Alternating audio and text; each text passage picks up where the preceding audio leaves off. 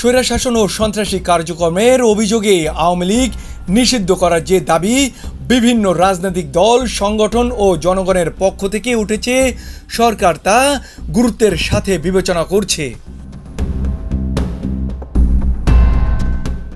এ ব্যাপারে সরকার রাজনৈতিক দলগুলোর সাথে ইতিমধ্যে যোগাযোগ স্থাপন করেছে, তাদের সাথে আলোচনা করে দ্রুত সিদ্ধান্ত গ্রহণ করবে।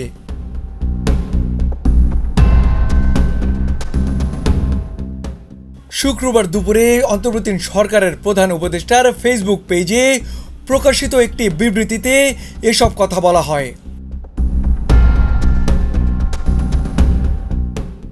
এতে আরও বলা হয়, আওয়ামী লীগের নেতা ও সমর্থকদের সন্ত্রাসী কার্যক্রমের বিষয়ে জাতিসংঘের প্রতিবেদন সরকার বিবেচনায় রাখছে।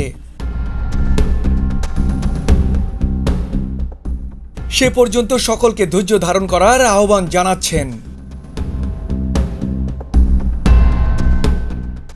ইতিমধ্যে সরকার জনদাবির প্রতি সম্মান জানিয়ে প্রচলিত আইনের অধীনে সন্ত্রাসী সংগঠন ছাত্রলীগকে নিষিদ্ধ করেছে।